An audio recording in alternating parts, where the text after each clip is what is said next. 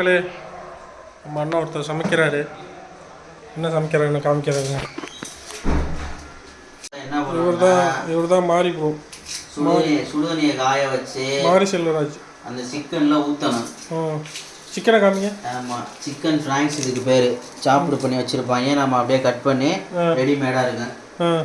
இதை என்ன பண்ணணும்னா சுடுதண்ணியை ஊற்றி கழுவிக்கணும். வயிற்று கொஞ்சம் கழுவிக்கணும்னா வயிறு கொஞ்சம் உள்ள இருக்குங்க. அது வயிறு வந்து தந்துருச்சு, என்ன பண்ண முடியாது, பார்த்துக்கலாம். இது என்ன பண்ணணும்னா இது ஃப்ரோசன்னால சுடுதண்ணி காயை ஊற்றி கழுவிக்கணும். அதுக்காண்டி தான் பண்ண சுடுதண்ணி போட்டுருக்கேன். அந்த சுடுதண்ணியை காட்டி விடுங்க. சுடுதண்ணி எல்லாத்துக்கும் கூட தெரியும்ல, கொஞ்சம் குடிக்க ஊற்றிருக்கேன்.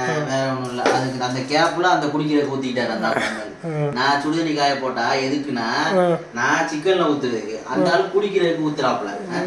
எந்த ஒரு தோசை சாப்பிட்டா கொஞ்சம் நெஞ்சுக்குள்ளே இருக்கு. இப்ப என்ன பண்ணணும், சுடுதண்ணியை அதுல ஊத்திடுறோம். கொஞ்சம் இன்னும் கொஞ்சம் கொடுங்க. மறுபடியும் காயம் ஊற்றுறீங்களா? ஊத்திட்டு கொஞ்ச நேரம் அது ஊற வச்சுட்டு, இது வந்து நம்ம ஊர்ல கொலைக்கல் கேள்விப்படுறீங்களா? அது மாதிரி இந்த ஊர்ல இது ஒரு கல் நம்ம இடிக்கிறதுக்கு, இதுக்கு பேர் இடிக்கி. இதுல வெள்ளைப்பூடுலாம் போட்டுக்கிறோம். இஞ்சி இந்த ஊர்ல வந்து ரொம்ப டிமாண்ட்னால இஞ்சி வாங்கல, பயங்கர எக்ஸ்பென்சிவ்னால நம்ம அதை வாங்கல. அதனால என்ன பண்றோம், வெள்ளைப்பூடை மட்டும் இடிச்சு போட்டு நம்ம இதை சமைக்க போறோம். வெள்ளைப்பூடனா என்ன? வெள்ளைப்பூடுனா மதுரையில வந்து வெள்ளைப்பூடுன்னு தான் அதை சொல்லுவோம். பூண்டுல பூண்டு அந்த அதான் வெள்ளையா இருக்கும், அதை வெள்ளைப்பூடு. கார்லிக் கார்லிக் ஆங்கிலத்துல சொல்லணும்னா அது கார்லிக். அதனால நம்ம ஊரை பக்கம் வெள்ளைப்பூடுன்னு சொல்லுவோம். அதை ஓபன் பண்ணி உரிச்சு தட்டி போட்டு அதை ரெடிமேடா ஜஸ்ட் ஒரு 10 நிமிஷத்துல முடிஞ்சிடும். தட்டி எப்படி இப்படியா?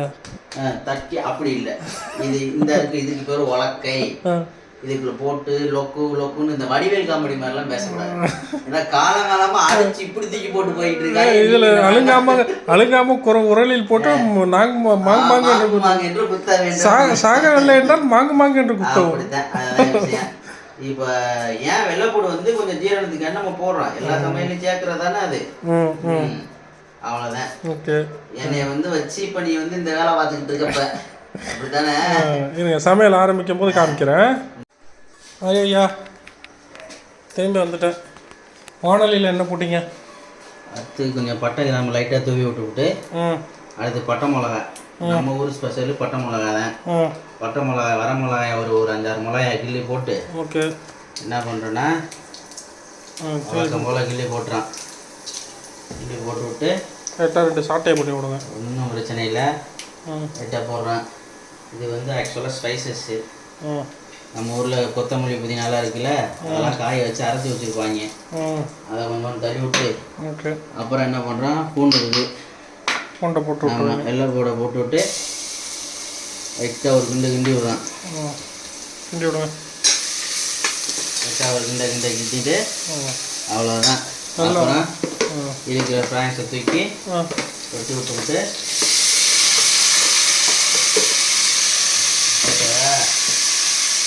விட்டு கொஞ்சம் உப்பு, தேவையான அளவு உப்பு போட்டுருவோம். சரிங்களா?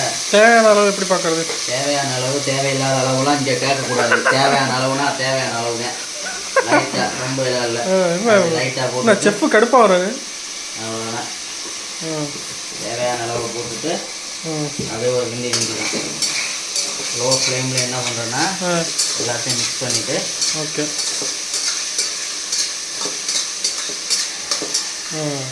லைட்டாக மூடியை போட்டு மூடி வச்சுட்டு ஒரு 10 நிமிஷம், ஒரு 5 நிமிஷம் கழித்து ஆட்டோமேட்டிக்காக அப்புறம் மசாலாவில் லைட்டாக தூவி விட்டுட்டு கிளியர் பண்ணி விட்டுருவோம். அவ்வளோதான், வேறு ஒன்றும் இல்லை. அவ்வளோதான், சமையல் முடிஞ்சிருச்சு. ஏன்னா இந்த வெளிநாட்டு பார்த்துக்குங்க, எங்களுக்கு ஒரு பொழுதுபோக்கு இப்படி தான் ஓடிட்டு இருக்கு. அது எல்லாத்தையும் குடும்பம் குட்டியாக விட்டுக்கிட்டு இங்கே வந்து இப்படி இருக்கா. என்னத்த சொல்றது, ஒன்றும் சொல்றதுக்கு இல்லை. மக்களே நல்லா இருங்க. அண்ணன் வேற ஊருக்கு போறாரு, ஜாலியா இருங்க. வர சனிக்கிழமை நான் ஊருக்கு போறேன். என் பிள்ளைய போய் பார்க்க போறேன். ரொம்ப நாளா கண்ணுக்குள்ளே நிக்குதுங்க. என் மகன் வேற கத்திக்கிட்டே இருக்கு, எப்பாப்பா வருவேன்ட்டு. ஃபாரின்ல இருந்தாலும் இப்படிதான் வாழ்க்கையை விட்டுட்டு ஒரு 4 கிழமை ஊருக்கு போக முடியாம. ஐயோ, உனக்கே தெரியல, எப்போ 10ஆம் தேதி டேட்டு கொடுத்து 29 டேட்டு கொடுத்து கடைசியில் இப்போதான் டிக்கெட் டிக்கெட்டை புக் பண்ணியிருக்காங்க. அதுவும் இன்னும் கன்ஃபார்ம் பண்ணல ஃபைனலாக. யாருக்கு பதில் சொல்லலே, என் மகளுக்கு என்னால் பதில் சொல்ல முடியல. பார்த்துங்க, அந்த மாதிரி இருக்கு வெளிநாட்டு வாழ்க்கை. வெளிநாட்டு வாழ்க்கை அப்படி இருக்கு. அவ்வளோதான். மக்களே நல்லா இருங்க. இதான் எங்கள் பொழப்பு. ரைட்டு, அவ்வளோதான், வேறு ஒன்றும் இல்லை. ஓகே, சப்ஸ்கிரைப் பண்ண சொல்லுங்க. சப்ஸ்கிரைப் பண்ணிக்கோங்க, ஷேர் பண்ணி விடுங்க. ஆர்கே டைமென்ஷன், ஆர்கே டைமென்ஷனை சப்ஸ்கிரைப் பண்ணிக்கோங்க, ஷேர் பண்ணி விடுங்க. ஓகே, லைக் பண்ணுங்க, லைக் பண்ணி விட்ருங்க. அவ்வளோதான். கட் பண்ணிக்கிறேன். கட் பண்ணி விட்ருங்க.